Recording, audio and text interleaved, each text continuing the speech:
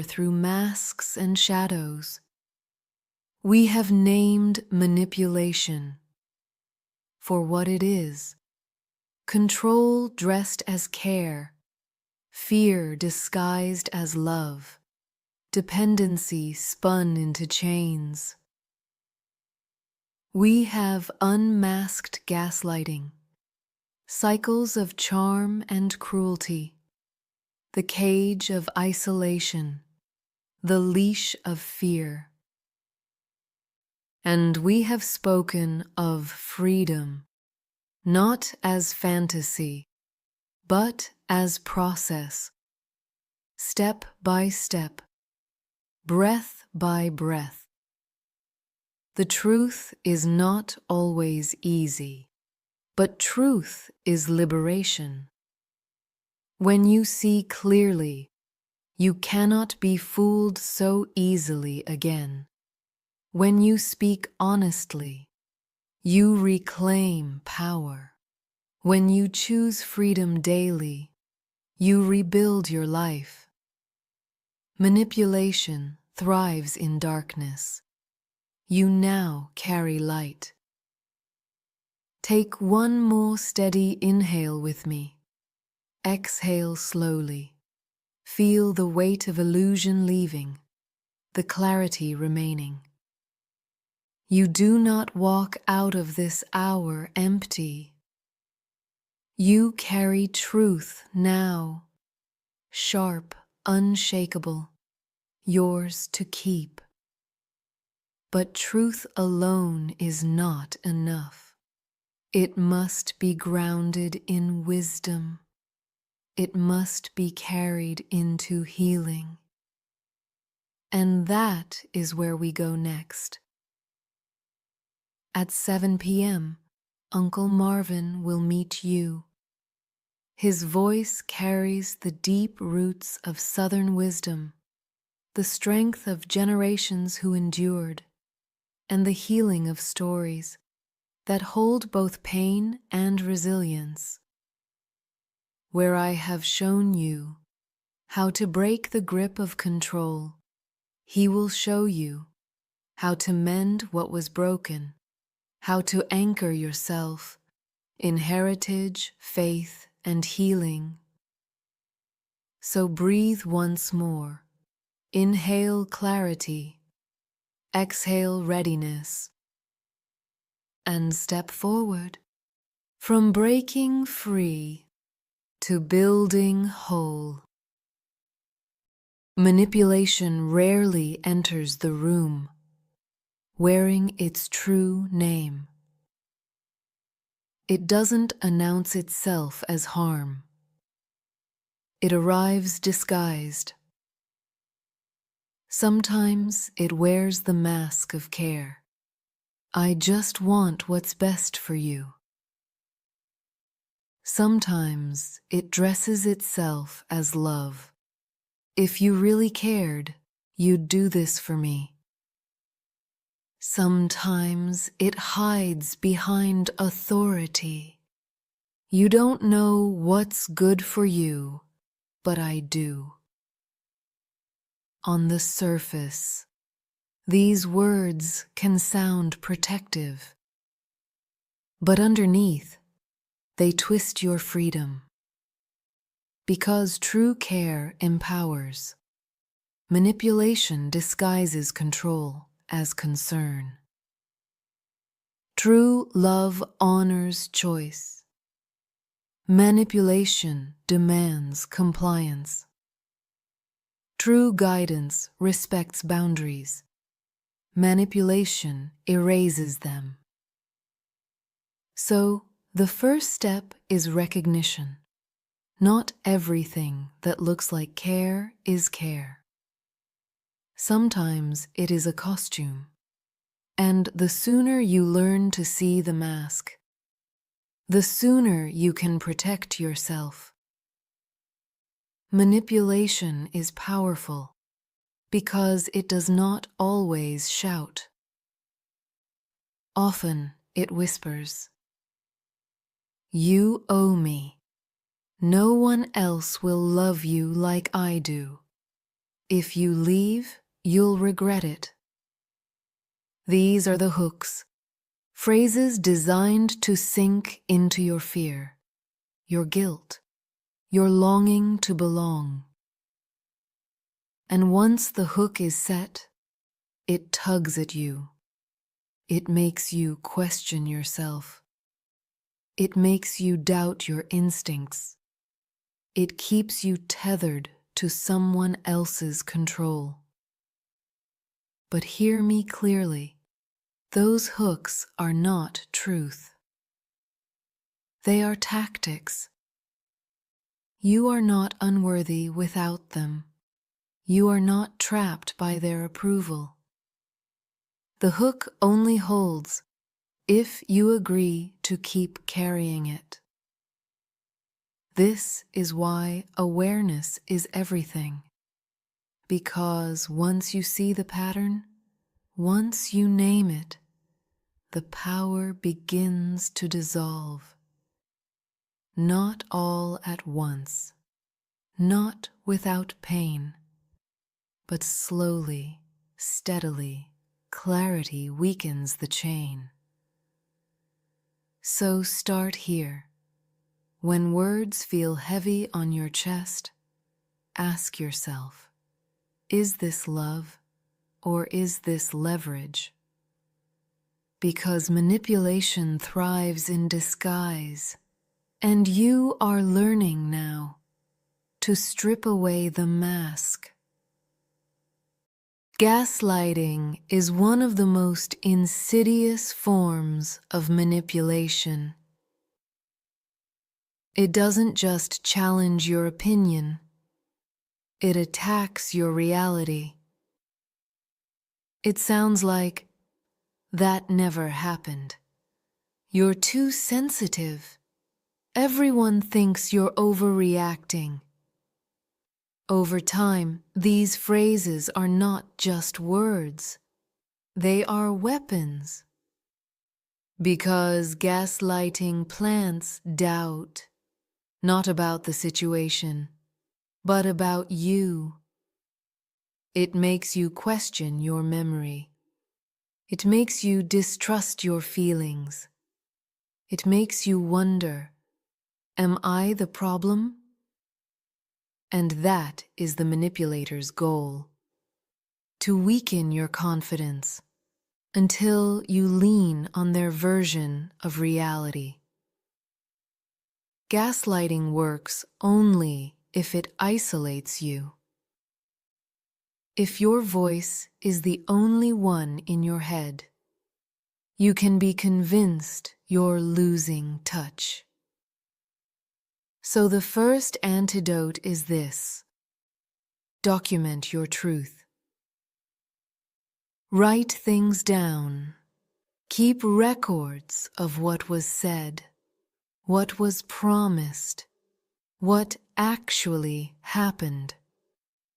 Not because you owe proof to them, but because you owe clarity to yourself. The second antidote: bring in trusted witnesses.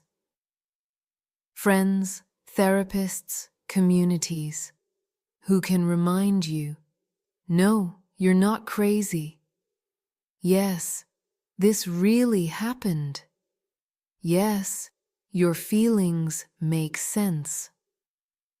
The third antidote: practice saying the words, "I know what I experienced." Even if your voice trembles, each time you repeat it, you reclaim ground. Gaslighting is a war on your perception. But perception can be rebuilt. Step by step. Breath by breath. Remember this: the fact that you question yourself is not evidence that you're broken. It's evidence that someone tried to break your trust in you. And every time you choose to affirm your own reality, you weaken their grip. Gaslighting is powerful, but truth, once named, is stronger. Manipulation rarely begins with cruelty. It begins with charm. The compliments flow easily.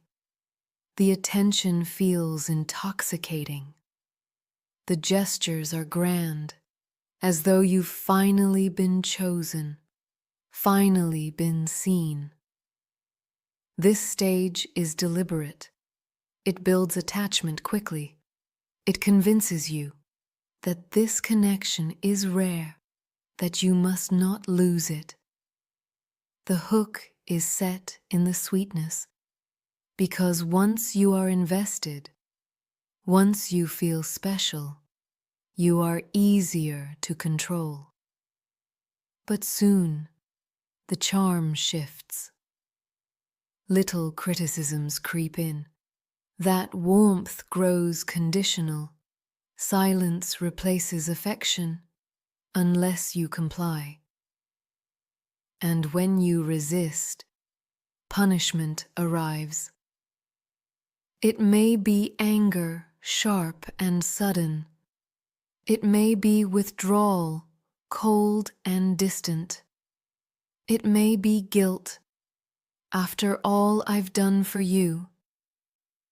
This is the cycle of control. Idealize, devalue, punish. And then, just when you are ready to leave, the charm returns. A sudden apology, a tender gesture, a reminder of the sweetness that hooked you in the first place. And so the loop begins again. What makes this cycle dangerous is not just the harm itself. It's the hope, the belief that the good version is real and the cruelty is the exception. But hear me clearly. The cycle is the truth. The inconsistency is the control.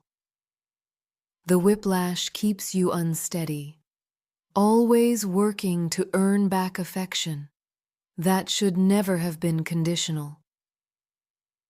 Breaking free begins with seeing the pattern, naming it, refusing to be fooled by the return of charm. Because real care is steady, real love is consistent, and anything that holds you hostage between sweetness and cruelty is not love at all. One of the oldest tricks in manipulation is also one of the quietest: isolation. It doesn't always begin with outright commands. Often, it starts subtly. They don't really understand you like I do. Your friends are jealous of us. Why do you need anyone else when you have me? At first, these words can sound flattering. They paint the manipulator as special, as uniquely invested. But slowly, the circle closes in. You stop calling friends as often. You pull back from family gatherings. You second-guess whether anyone else would even believe your perspective.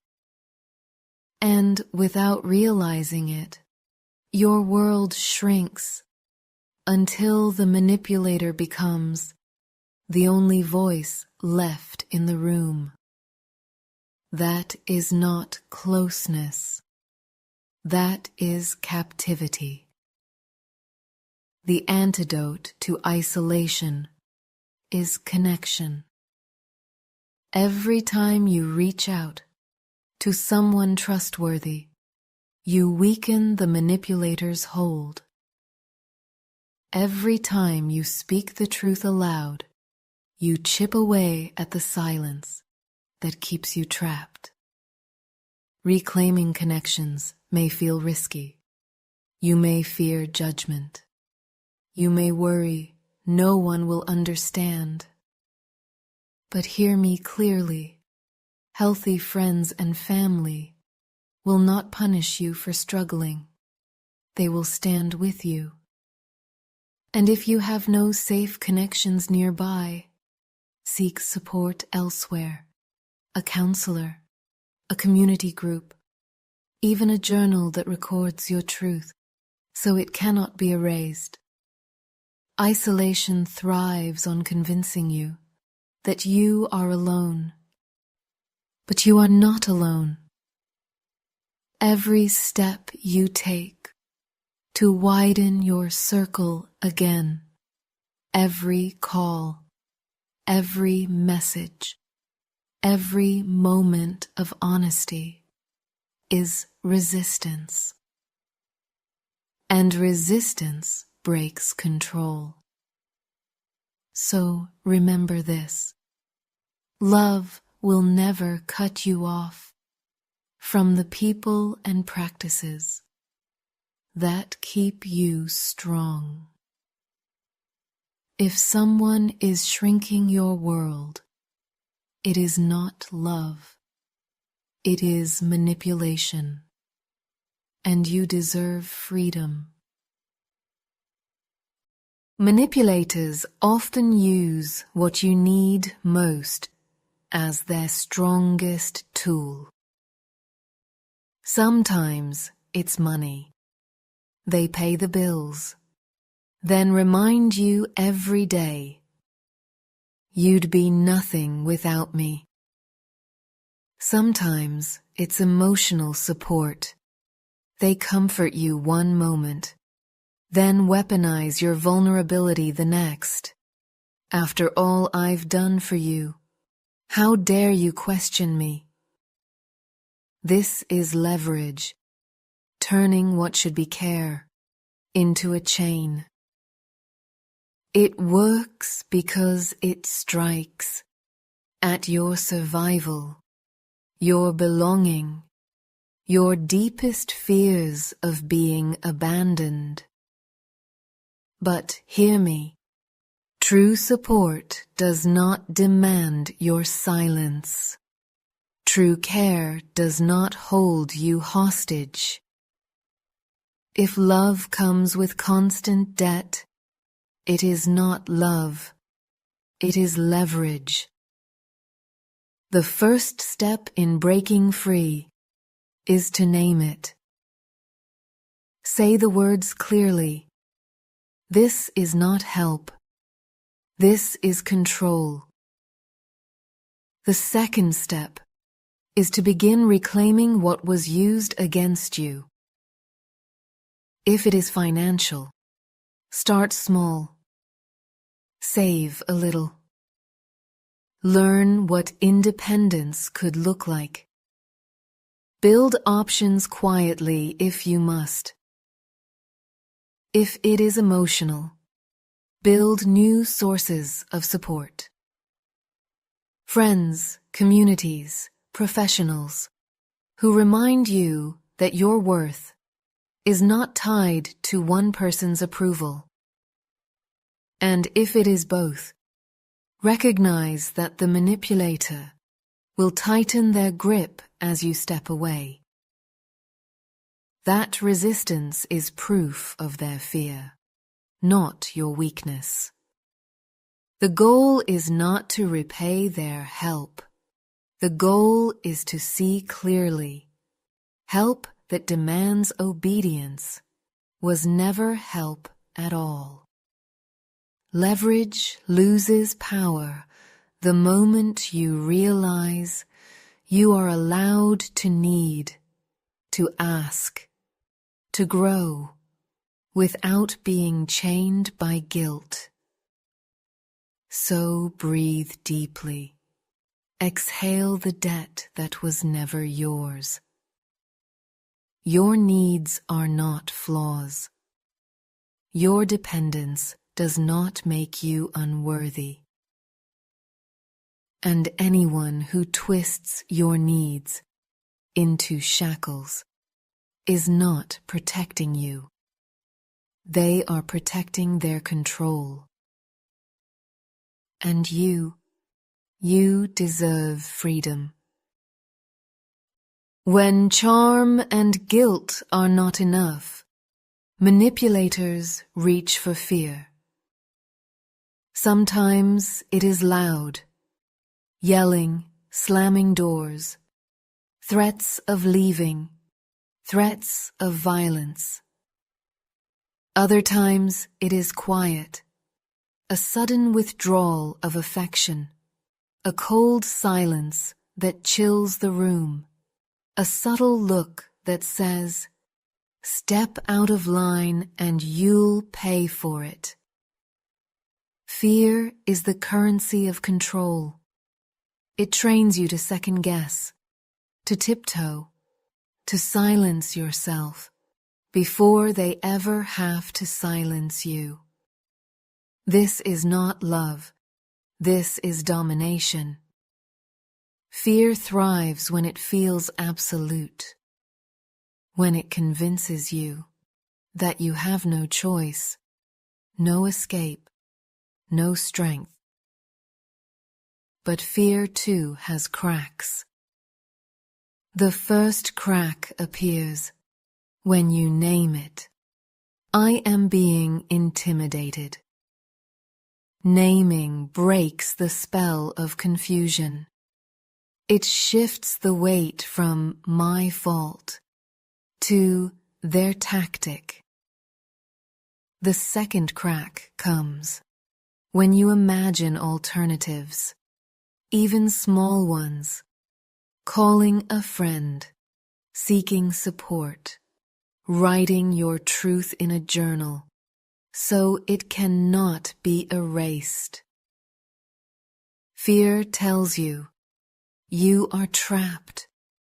Action proves otherwise.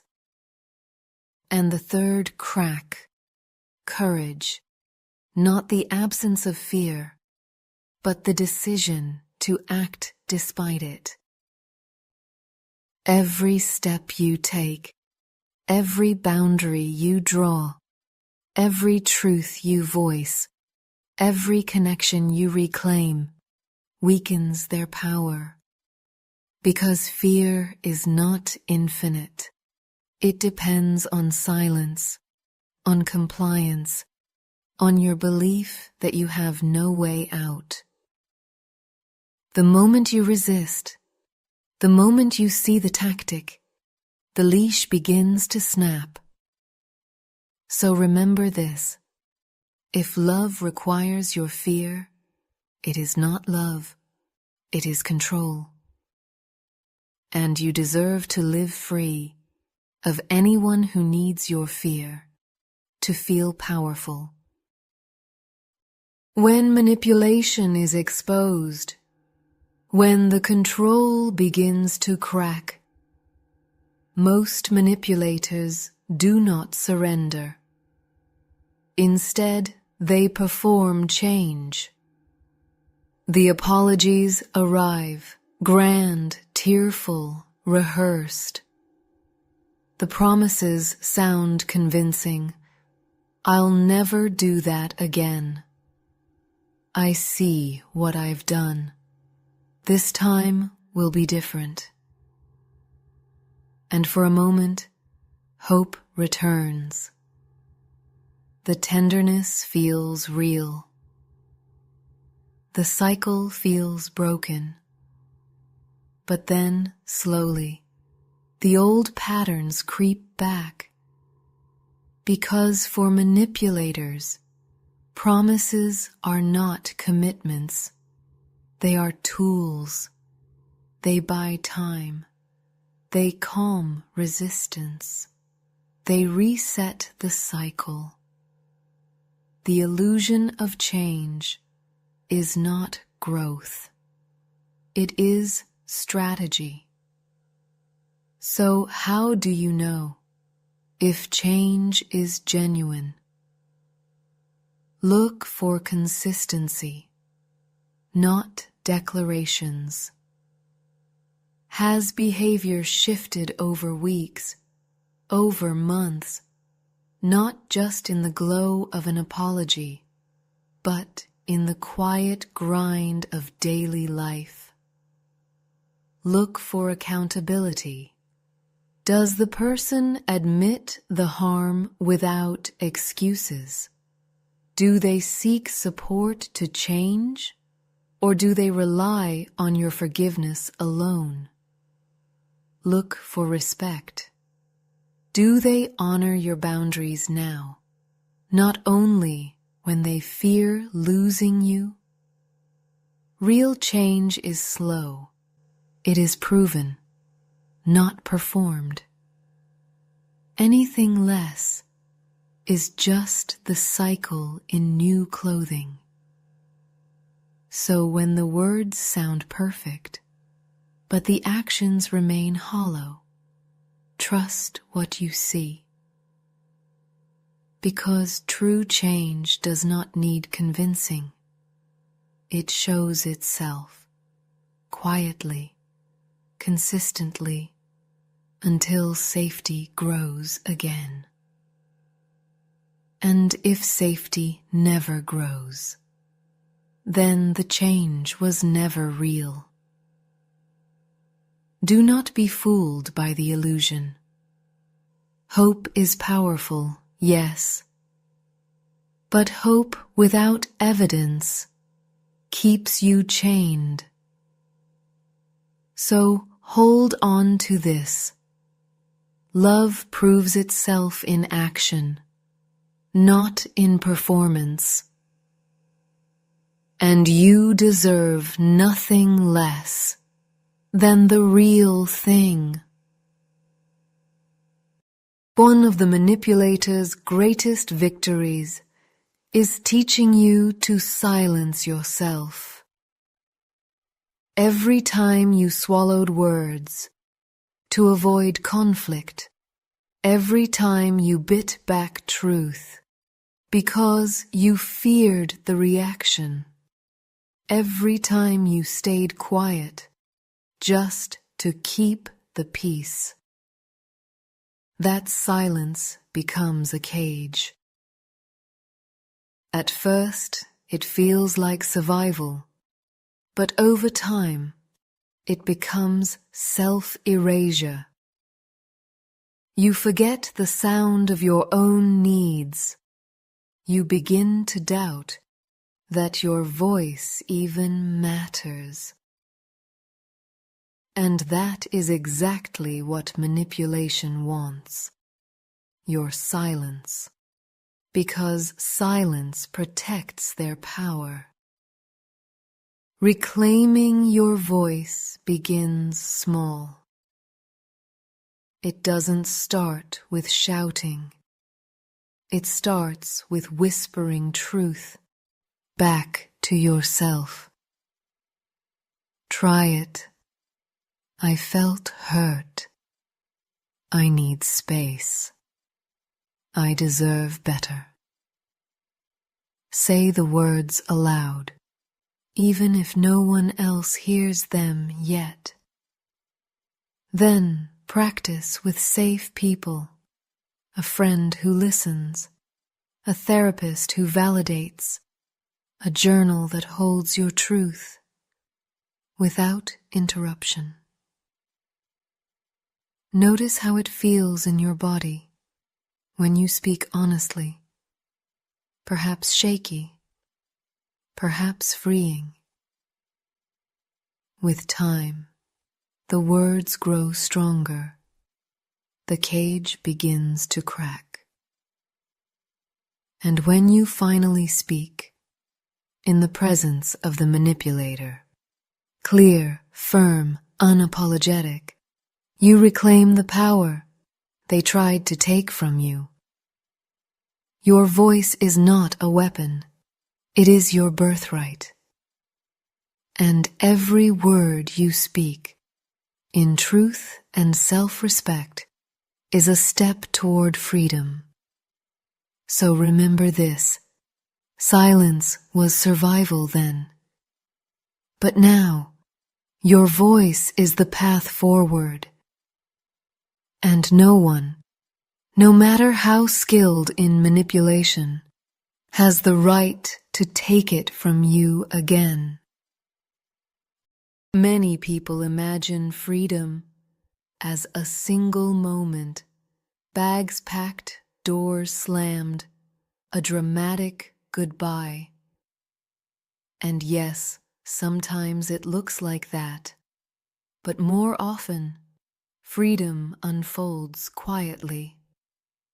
It begins with awareness, naming the manipulation. It grows with preparation, building resources, reconnecting with support, strengthening your inner voice. And then it takes shape in steps, a conversation spoken with new clarity, a boundary held, a decision made without permission. Freedom is not just leaving a person, it is leaving the pattern. And patterns don't always fall in a day. So, if your process feels slow, don't confuse that with failure. Every small act of reclaiming yourself is freedom in motion. So, how do you measure freedom? Not only by the distance between you and them, but by the closeness between you and yourself. Ask yourself, do I trust my perceptions more today than I did yesterday? Do I feel safer to speak my truth out loud? Do I make choices now that once felt impossible? That is freedom. Because freedom is not just external, it is internal. It is the moment you realize their voice no longer overrides your own. It is the day you wake up and your first thought is not, how do I keep them happy? But what do I need today? It is the hour you take a breath, make a choice, and feel no fear of punishment. That is freedom, and it grows, step by step, breath by breath. So, if you are still in process, hold steady. Freedom is not a finish line. It is a practice. And you are already living it. Each time you take yourself back